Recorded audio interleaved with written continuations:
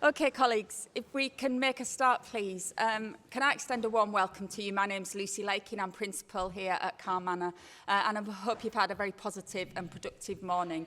I thought it was quite a tough gig for anybody to follow Jamie Peacock and his fantastic keynote, but looking through the esteemed colleagues who've been running workshops for you for the first part of the day, I know that you've been in very capable hands. So thank you to all those leading those workshops and to all of you for taking part in it. We've got about 35 minutes together before lunch where we're going to do a question and answer session. We have some questions that we've already prepared, but we do hope that at points over the next half hour, if you raise your hand, one of my colleagues will pop up the stairs with a roving mic and you'll be able to ask your question to the panel. I'm going to introduce the panel. I'll introduce all four members and then we can show our appreciation for them agreeing to, being cajoled, being persuaded to put themselves forward for the panel. And I can't do justice in a very brief introduction to each of the colleagues sat at the tables over there, but I know they'll forgive me if I do an abridged version of their bio to introduce you. So starting at the end, we've got Ash Razak, MBE. Ash is the co-founder and CEO of the nationally recognised charity Catch, based in Hare Hills. A serving police officer with extensive work and impact on the Prevent agenda, Ash specialises in understanding and unlocking the power of youth volunteering. He works with a range of national and regional organisations on programmes and initiatives tackling challenges such as youth crime reduction and community cohesion. So welcome, Ash. Sat next to Ash is Ricardo Barker. Ricardo is a senior professional practice fellow at Leeds Trinity University. A professional documentary and drama filmmaker with over 20 years' experience, he joined Leeds Trinity in 2008. He was recently the director of the very powerful film Retention, a film addressing the topic of institutional racism and the gap in student retention among BAME students within British universities. And if you haven't seen that film, I can heartily recommend it. Then sat next to Ricardo is Hannah. Hannah Hall is an experienced school improvement consultant, coach and trainer. She specialises in behaviour, SEND and SEMH and works nationally and internationally supporting schools, local authorities and trusts. She's worked at local authority level, at senior level in several secondary schools, and most recently was acting principal at an alternative provision in the centre of Birmingham. And then last but by no means least, we've got Sean Brown. Sean is the Difference Programmes Director. For those of you who don't know, the Difference creates specialist senior school leaders with expertise most crucially developed to meet the needs of those with high levels of vulnerability and need. Through its programmes, research and partnerships, The Difference learns what works in terms of improving outcomes for vulnerable children and shares this best practice across its network and sector.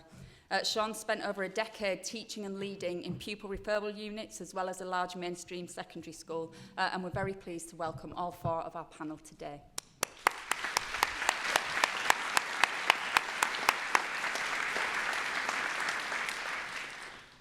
So we'll kick off with one pre-prepared question, but as I've said, I do encourage you, if there's things you either want to ask specifically a member of the panel, having heard their background, or just a general question open to all four panellists. But if I can come to you, Hannah, first, I'll start with you. Everybody would profess to being inclusive. It's very rare you would hear a school leader, a leader of children's services, a leader of a charity or a university or any organisation saying they don't believe in being inclusive. But why isn't everybody inclusive in practice? Thanks, Lucy. I think there are several facets to this question, and I think not everybody is as enlightened as us yet.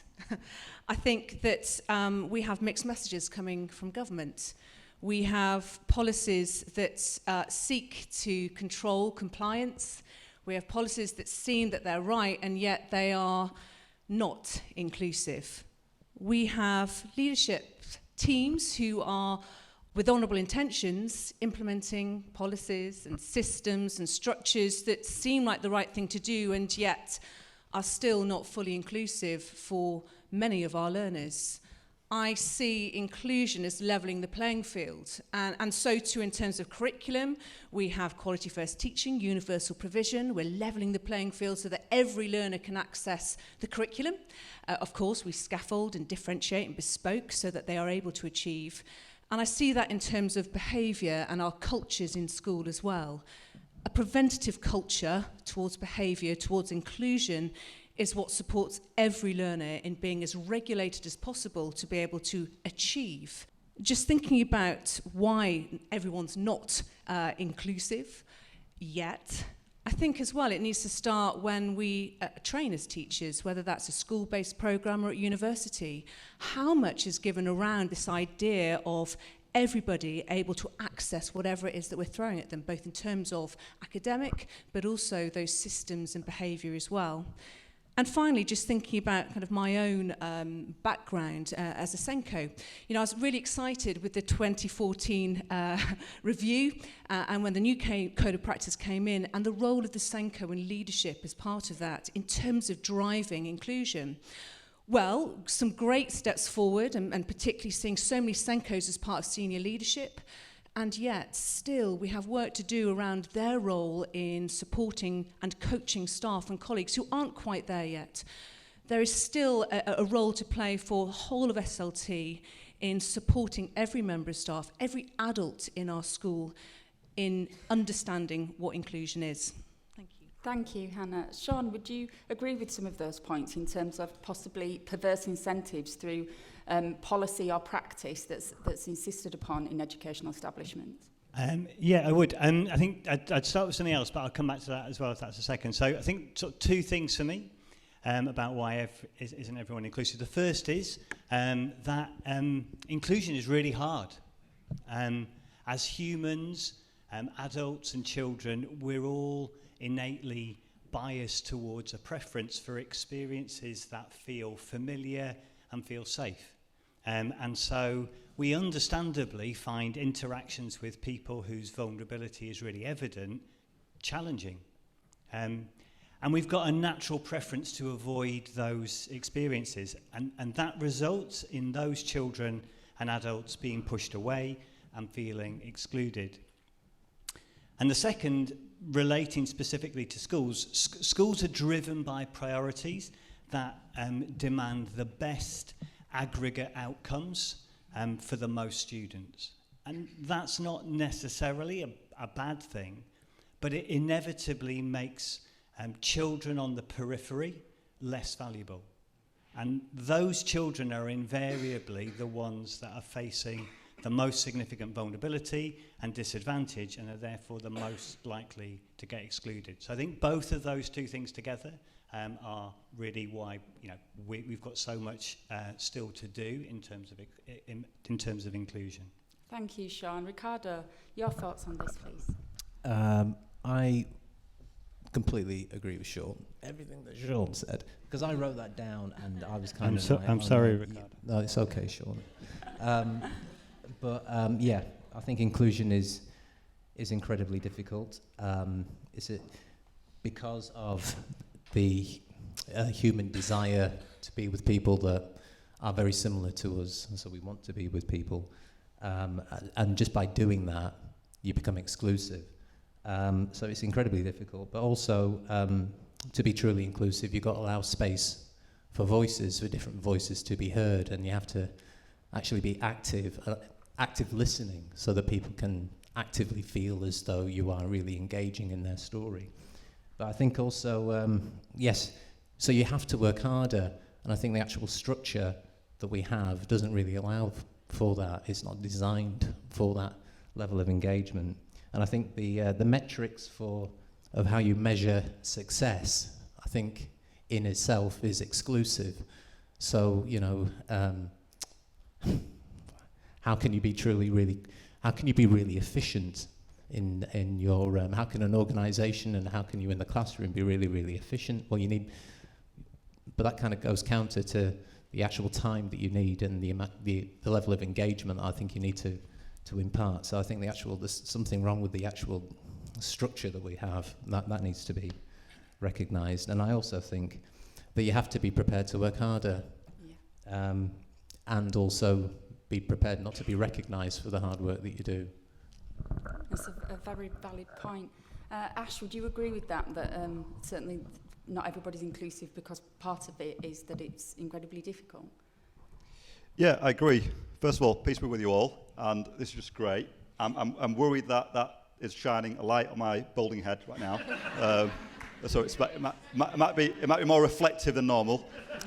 You should have brought a hat like Ricardo. All those people that are thinning understand what I mean. No, I think there's a few things to go at here, but I think that if anything, it is putting the too hard to do box. And I think sometimes one thing that's not been mentioned is when operational requirements and capacity of organisations and schools and institutions don't allow the ability to be there to support people with complex issues. I think that if you've got a child that's coming in that has got lots of need and issues, I think people sometimes are thinking, well, how long is this going to take? Is this going to drain my resources? Is this going to drain my money? I can't offer one-to-one support for this person. But I think the other thing is it's around not knowing and just generally ignorance. Not knowing, not wanting to understand what's going on. I think I wrote down here that if you're not willing to accept that there's different people out there, there's different cultures, religions, and not only just understanding that they're out there, but understanding the barriers that these communities go through. I think you're never going to become inclusive, because I think that these communities, some of them that exist in the UK, and I'll just pick out one for example. We've got communities that have come over from that the government's said, we welcome refugees and asylum seekers to the UK.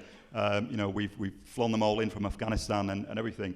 But that's step one. Step one is getting them here. Step two is maybe housing them and then putting them in a school. And then suddenly the tap gets switched off and that's it. That's the end. But to be truly inclusive is about understanding and supporting those people, and there's been some longevity around it.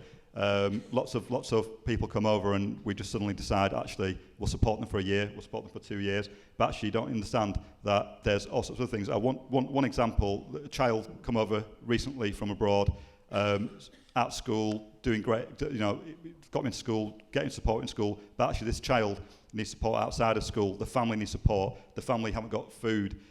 So there are services like Catch and other charities that are picking up these gaps where we are providing food, we are providing access to other activities. This child struggling at school can't speak English, so actually the school should be thinking about putting on extra tuition, but actually they're not. So that's been something that we've managed to put on for this child. So we need to think about individuals and what is the need of that individual rather than thinking one size fits all. That's really helpful. I think the consensus that being inclusive isn't the easy path is clearly here. And yet it's uplifting not only to have a theatre full of people who are up for that challenge, but I really liked your optimism, Hannah, of everybody isn't inclusive yet. And building on a little bit from your point, Ash, if I could ask you, Hannah, what would you say then is a really effective strategy that you've seen or some practice where people have been able to meet the challenge of being inclusive? Thinking in terms of school context, your example. And actually it made my heart sing being in Tom and Dean's session this morning, because I'm working with so many schools that are at the beginning of the understanding around restorative, relational practices, empathy and logic at the heart of everything that we're implementing and how we deliver it as well. And I want to move away from the idea of consistency, because Tom was talking about coherence. But, a consistency in delivery, a consistency in every adult understanding their role, standing shoulder to shoulder, understanding that we're all agents of change, every single adult. And, just to reflect on and touch on, I suppose it links to collaborative work, but finding what is it that child needs to ensure that they are fully included in our community, in our context. And be that academic, or be that socio-emotional, be that in terms of working in partnership with the family and other agencies. And I would say that, coming back to that idea of levelling the playing field, equity. Equity in terms of our systems, the policies that we have, and equally the way in which we interact and engage, and again coming back to that idea of relationships, knowing our learners and understanding that the school behaves as the adults behave, so modelling, this is how we do it here. Thank you. I think that does bring up the point of collaboration. I'm going to come to the audience in a moment, so do get your questions ready, please. But in terms of collaboration, Ricardo, how do we tackle collaboration? Because we're all at risk, aren't we, of only collaborating with like-minded people, only collaborating with our own echo chamber. How do we use collaboration to connect with some of the people that we really need to work with to be truly inclusive? Well, I've got quite a simple answer about collaboration, because I think that with collaboration, we can say that, but really what we mean is unintentionally we mean compromise. You know, where we feel as though in doing it we're gonna lose out. So I don't know where I picked this up from, but you know, there's this I lose, you lose kind of thing. We've got two great ideas. We can't make that work. So we'll collaborate, but really we're compromising and we're kind of cutting back on what we really want to get this thing done. But true collaboration or co-creation is about, you know, I win, you win. And to make that work, you need space and time really to be creative. The things that are of value to me and the things that are of value to you, we're going to have to try and find a way of making that work. But now we need space, we need resource to be able to really fully explore what is really important. And I think in that you can be innovative, you can create something that's quite new. But you know, with going back to this mechanism, this structure that we've got that doesn't allow for that space, that can kind of sometimes hamper that. But what you have here, because I was lucky enough to come on campus on Monday, and just the way that from top down, all the way from your senior leaders all the way down to the pupils, and how they kind of connect with one another on the check-ins and how they connect with one another on the coaching. I mean, that's absolutely huge. And we go to different, we're lucky enough being academics to go to different educational institutions. And what you have is really, really unique. And the amount of engagement that you're getting from the staff with the students and the students to the pupils to the staff is brilliant. And, that's something that I think that I left here thinking, gosh, this is something that, I want to take to our university and have a way of kind of allowing everybody's voices to be heard and kind of breaking down these kind of barriers of communication. So, yeah. Time and space for collaboration, an important message. Any questions from the audience or any comments that people would like to make? Don't be shy. There's one at the top, right at the back, Phoebe, that'll test your running upstairs skills.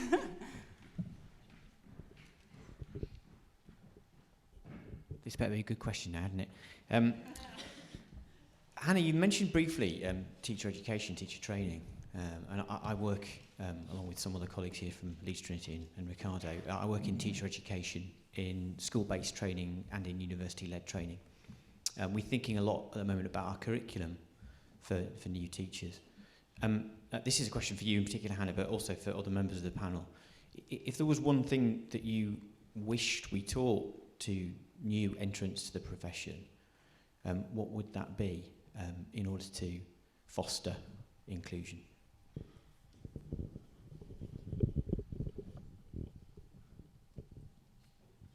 I mean, personally and specifically, I would say most of the colleagues that I'm coaching, in terms of behaviour management, it's around the teaching and learning and actually the structure, the bare bones of the rhythm of the lesson.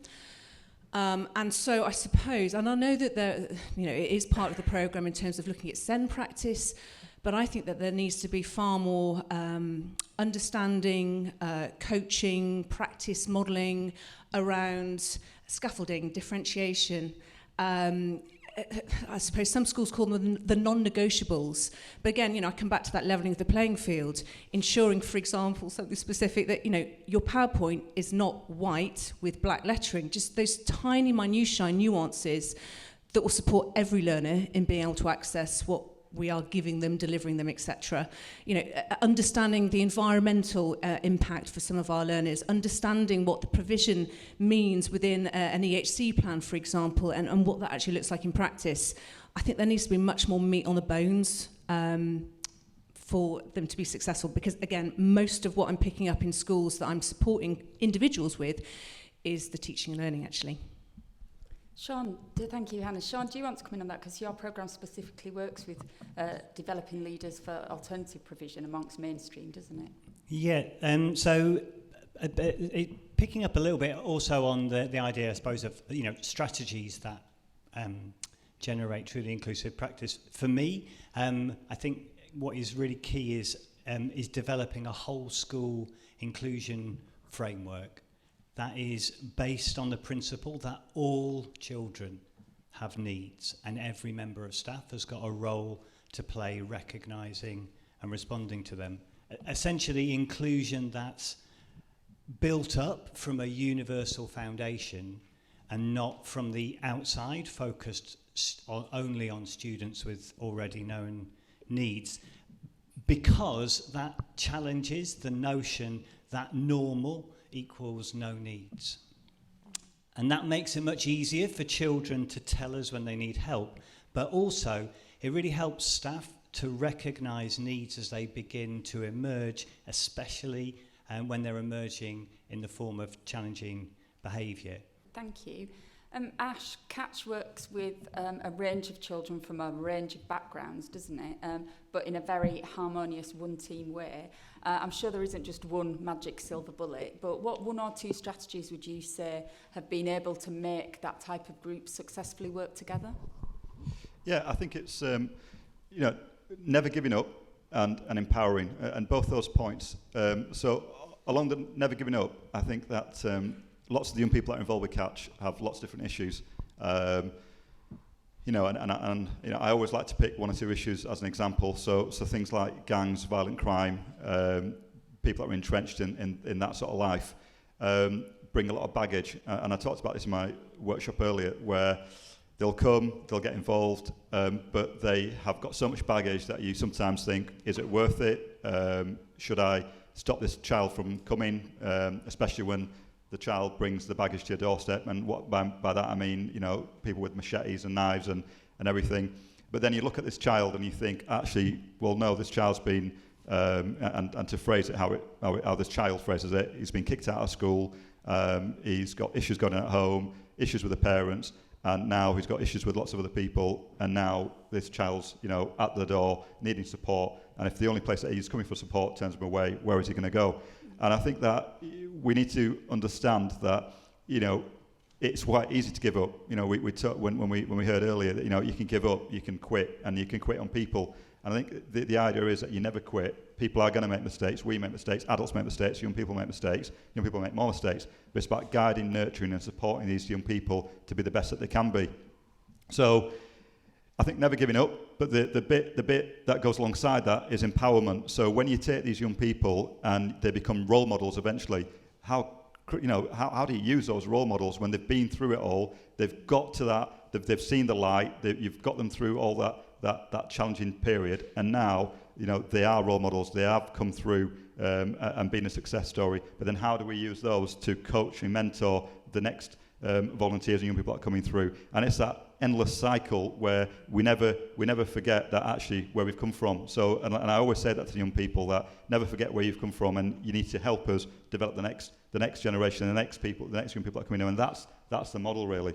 That pay it forward model. So themes about training. I really like the idea of challenging what's normal and not making normal no needs.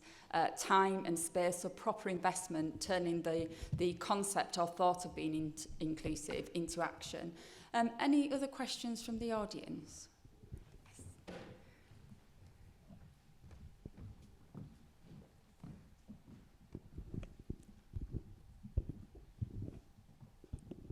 Hiya, this is really directed at Ricardo. You mentioned a couple of times about the system and no compromise, and I just wondered what you would say is the best way to tackle chipping away at that system that we've all grown up under, and for many it's entrenched, and it's a good start that inclusion is starting right here and with a number of others, but the bigger picture is that it needs to spread out to others. And so how would you say that we chip away at that system? Well, it's not easy. One, it needs your buy-in, and it needs the buy-in of colleagues, and it's quite interesting. I'm going to answer it in a different way. We've kind of like been talking about it's the thing about decolonizing the curriculum, and I think that an immediate step that people will think about is that they will change the reading list you know. And it's kind of like a simple, this is my personal view, it's a simple answer to a complicated question. You know, just change what we read and watch and change the videos that we... But I think that actually decolonizing is actually just changing that, not just the reading list, but it's the whole mindset. It's a kind of an empirical, patriarchal kind of approach that got us out of the Victorian age and the Edwardian age, and now we're here in the modern age. Everybody has a valid point of view. Everybody deserved and requires to be listened to. But to make that work, making that fit in the old structure means that it's exclusive just by design. And that was really progressive for culture, but now we're in a completely different culture. So it needs, I think, for me, decolonization is this different approach. And it's demanding of our colleagues to kind of to stop and to create a space, and to collaborate and to be co-creative. But it's not going to be easy. And I wish I had a design and I could kind of say, well, there, but this is going to, I think this is the challenge for us, to break down into these small little groups that you've got, to speak and communicate and then feed over to another group. And maybe, I don't see it as depressing, but I don't think we're ever going to stop. I don't think that there is this point that you get to and that's it, we've hit it. It's not. I just think it's continual. You do it, you reset, you assess, you improve, you go again. Because there will, as culture changes, there are going to be other voices and that are going to emerge that aren't being listened to, that we need to continually do it. And you might think, well, you know, I've had enough of this, but if we're moving on, I don't think we get that privilege. We have to, I just think it's just a completely different, for me, it's a different approach. And I think, sorry to hog, but I think in filmmaking and working in drama and working in arts, that's part of the process. That's what we kind of, we design, we look, we assess, we work with, we recognise limitations, we adapt, and we move forward. And it's just, I can see how, you know, definitely in the teaching that we do, some of us are lucky enough to do, you know, that's what we, you know. Does that answer the question? I think that's very sensible, well thought through academic answer to how do you change the system. Mine would be revolution and make attending Eton a barrier to ever holding public office. But that's, apologies to anybody in the audience who attended Eton. Sean, did you want to just briefly come on the back of that? Just really briefly to pick up on that as well, and a bit of a callback to what I had said earlier. I think part of that that change, you know, it comes from us, and particularly from us seeking to collaborate with adults and children that we feel furthest from, that we understand least, and that we find it most difficult to interact with. That's the essence of allyship, because it actively challenges our own bias and gives us the opportunity to reshape the bias of others. You know, that and that's not something that we give to other people to go and do. It starts with all of us looking at actually who is it that we not who do we want to go and collaborate with, because actually we really enjoy being in their company and we get lots from it, but actually who do we find it most difficult to collaborate with, and actually making I guess the effort and leaning into that work. Thank you.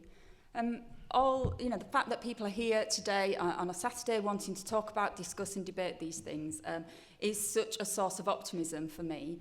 I'm going to ask all four of you now to kind of give a 30-second answer, and also ask you to be look into a crystal ball, so no pressure. But imagine that all the energy and all the effort and all this forward thinking goes out into the city of Leeds and beyond, and in 5 years' time, it's 2027. What indicators would we see if we've been successful? What are the key performance success criteria of what Leeds would look like as an inclusive city in 2027? Ash, may I start with you and move along? you may. Quite Right a long answer. list here. No, I think when we think about the services that we've got and the leadership that we've got in organisations, are they truly diverse and reflective? Well, we can only turn on the news the last few days and see what's happening in the Met and what's happened in the Met, policing-wise. I did a bit of fact finding yesterday because I knew the figures a few years ago, but I thought I'd just do print out the figures. But we've got 2.9% there are 2.9% Asian police officers in the police nationally. That's for me not enough. And when we think about communities like Hare Hills, for example, which is over 50% Asian community, we need to be doing more in these services to reflect the services. So for me, it's about diversity, but diversity doesn't necessarily mean you're inclusive. So it means we need to get people into these places, but we need to make it easier for these people to get in. And I don't mean think about changing the way you assess people and make it easier so that anybody can join. I think we need to be doing more promotion, more awareness, and actually making these organisations, because it's all right getting people in as I said, being from diverse communities, but then actually if you don't support these people when they're in, then they're not going to stay. You're not going to retain them. And actually, when people have got great ideas, they're suddenly not, we're not, we don't do that here, or we're not ready for it. It's radical change. Well, sometimes radical change is needed. And I think so. If I'm looking at a city in the years ahead, I'm thinking that if someone's got a great idea, that we get behind the great idea, or we at least explore it, because otherwise we're never going to move forward, and we're going to be doing the same old thing, and we're going to think that everything works. And I think that the other thing is it's around getting people into those roles so they can make a change. And the last thing I always say to the young people I work with is that you can be a spectator or you can be on the pitch. Do you want to be at the sidelines shouting and telling people on the pitch what to do?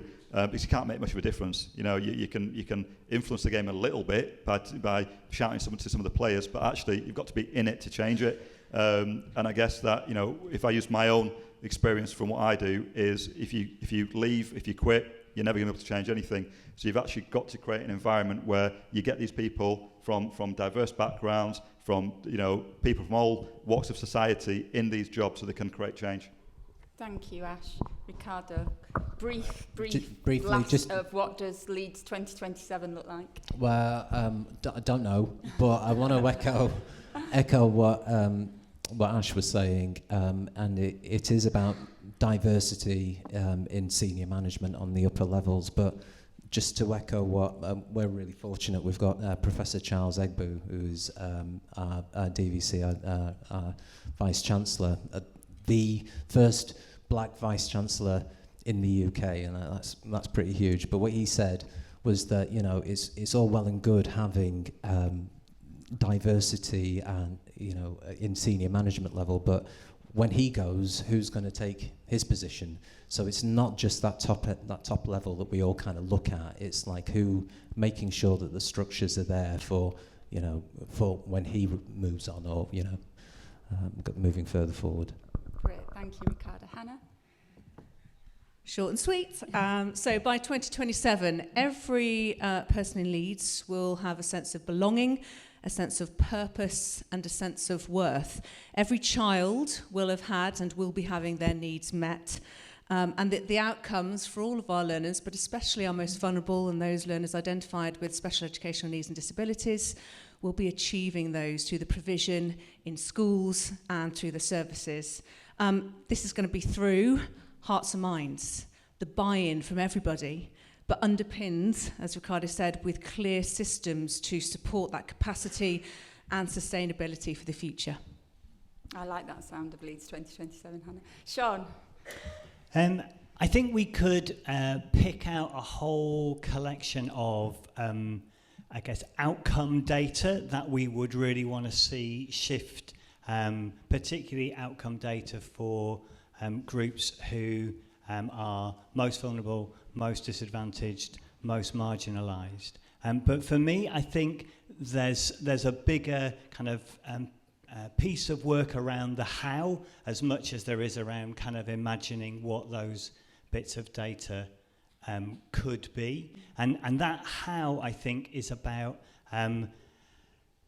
actually supporting schools to measure and value and actually be explicitly rewarded for the work that they do to improve those outcomes. Because if that mechanism isn't in place, then it's very unlikely that any of those kind of targets will ever be reached. They'll just be aspirations. And we have to make that data highly visible and demonstrate that it's a priority by actually investing and rewarding schools for achieving that. Thank you. Connect, act, commit seems to be the message to any of those answers. I'm sure you want to join me in thanking the panel for their contribution.